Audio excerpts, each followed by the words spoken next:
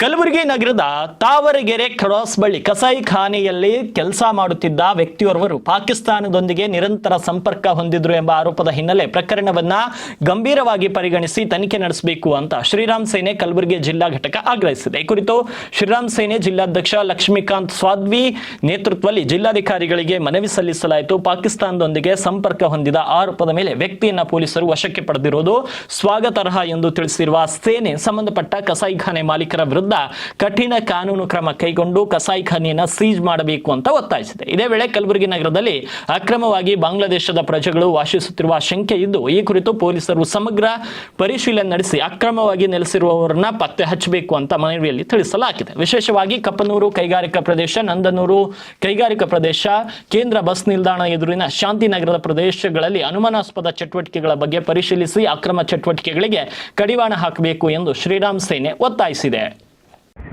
ಏನು ಇವತ್ತಿನ ದಿವಸ ಕಲಬುರಗಿ ನಗರದಲ್ಲಿ ತಾವರಗೆರೆ ಕ್ರಾಸ್ನಲ್ಲಿರುವ ಏನು ಕಸಾಯಿಖಾನೆಯಲ್ಲಿ ಒಬ್ಬ ದೇಶದ್ರೋಹಿನ ಹಿಡಿದಾರ. ಅವ UP ನಿಂದ ಕೆಲಸ ಮಾಡ್ಲಿಕ್ಕೆ ಇಲ್ಲಿ ಬಂದಿನು.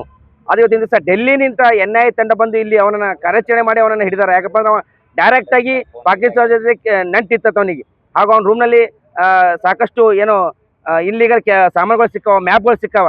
ಆದರೆ ಇವತ್ತಿನ ದಿವಸ ಅವನ್ನ ಹಿಡ್ಲಿಕ್ಕೆ ಡೆಲ್ಲಿನಿಂದ NIA ತಂಡ ಬರಬೇಕಾಯ್ತು. ಆದರೆ ಇವತ್ತಿನ ದಿವಸ ಇಲ್ಲಿಯ ಪೊಲೀಸ್ ಇಲಾಖೆ ಏನು ಮಾಡ್ಲತ್ತ ಅಂತೇಳಿ ಒಂದು ಕೇಳುವಂಥ ಕೆಲಸ ನಾವು ಮಾಡ್ತಾ ಇದ್ದೀವಿ.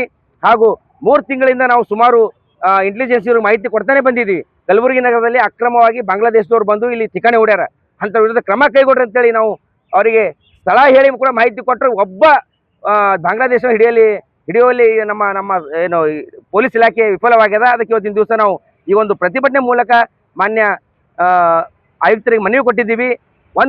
ಒಂದು ವಾರದ ಒಳಗಡೆ ಏನು ಅಕ್ರಮಕೋರರಾದಂಥ ಬಾಂಗ್ಲಾದೇಶರನ್ನ ಹಿಡಿದು ಇಲ್ಲಿಂದ ಒದ್ದು ಓಡಿಸ್ಬೇಕು.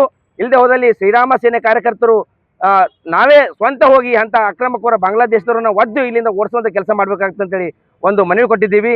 ಈ ಮನವಿಗೆ ಮಾನ್ಯ ಆಯುಕ್ತರು ತಕ್ಷಣ ಸ್ಪಂದನೆ ಮಾಡಿ 1 ವಾರದ ಒಳಗಡೆ ಇವರನ್ನ ಒದ್ದು ಹೊರ ಹಾಕ್ಬೇಕಂತ ನಾವು ಈ ಮಾಧ್ಯಮ ಕೇಳ್ಕೊತಾ ಇದ್ದೀನಿ ಸರ್. ಲಕ್ಷ್ಮೀಕಾಂತ್ ಸ್ವಾದಿ.